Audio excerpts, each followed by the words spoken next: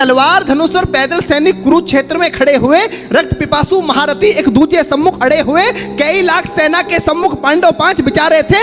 एक तरफ थे योद्धा सब, एक तरफ समय के मारे थे। हाँ, समर की प्रतीक्षा में सारे ताक रहे थे जी, और पार्थ के रथ को स्वयं केशव हाँक रहे थे।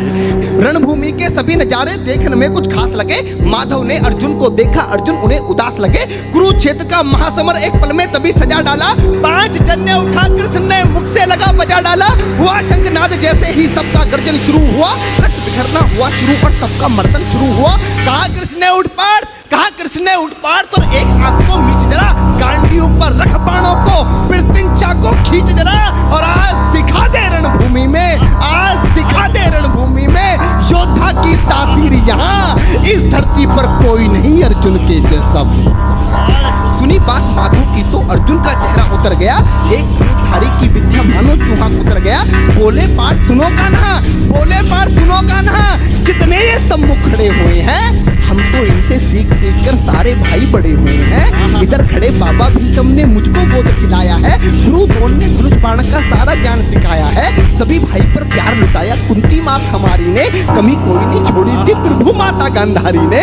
ये जितने गुरुजन खड़े हुए हैं सभी पूजने लायक हैं। माना दुर्योधन दुशासन थोड़े से नालायक हैं। मैं अपराध क्षमा करता हूँ, अरे मैं अपराध क्षमा करता हूँ, बेशक हम ही छोटे हैं, ये जैसे भी हैं आखिर माधव सब ताऊ के बेटे हैं। छोटे से भूभाग की खातिर हिंसक नहीं बनूंगा मैं, स्वर्ण ताकर अपने कुल का विध्वंसक नहीं बनूंगा मैं। अरे खून सने हाथों को होता राजभोग अधिकार नहीं, परिवार मारकर गद्दी मिले तो सिंहासन स्वीकार नहीं, परिवार मारकर गद्दी मिले तो सिंहासन स्वीकार नहीं। रथ पर बैठ गया अर्जुन, मुंह माधव से मोड़ दिया, आंखों में आंसू भरकर गांडीव हाथ से छोड़ दिया। कि गांडीव हाथ से जब झूठा माधव भी कुछ अकुलाए थे, शिष्य पार्थ पर गर्व हुआ, मन ही मन मुस्काए थे। मन में सोच लिया अर्जुन की बुद्धि न सटने दूंगा, समर भूमि में पार्थ को कमजोर नहीं पड़ने दूंगा। धर्म बचाने की खातिर एक नव अभियान शुरू हुआ।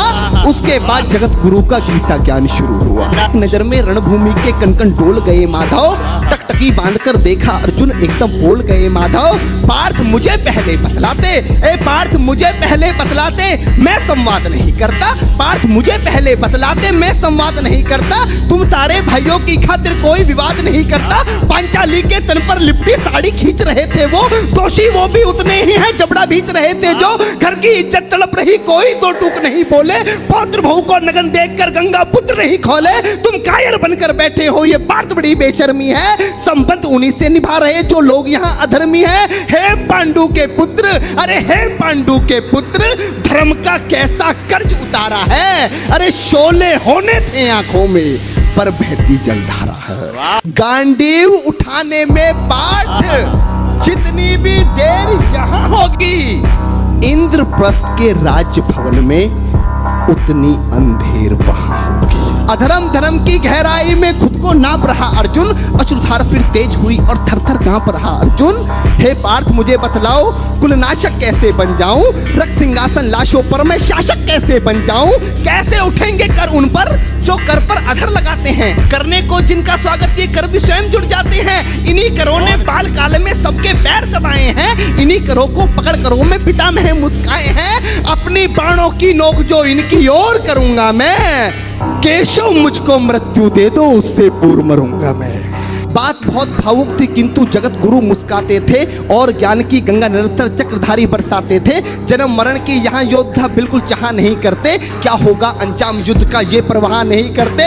पार्थ यहाँ कुछ मत सोचो, बस कर्म में ध्यान लगाओ तुम, बाद युद्ध के क्या होगा ये मत अनुमान लगाओ तुम। इस दुनिया के रक्तपात में कोई तो साथ नहीं, निज जीवन का करे फैसला नर के बस की बात नहीं। तुम ना जीवन देने वाले नहीं मारने वाले हो, ना जीत तुम्हारे हाथों में तुम नहीं हारने वाले हो। ये जीवन दीपक की भांति यूं ही चलता रहता है, पवन वेग से बुझ जाता है वरना चलता रहता है।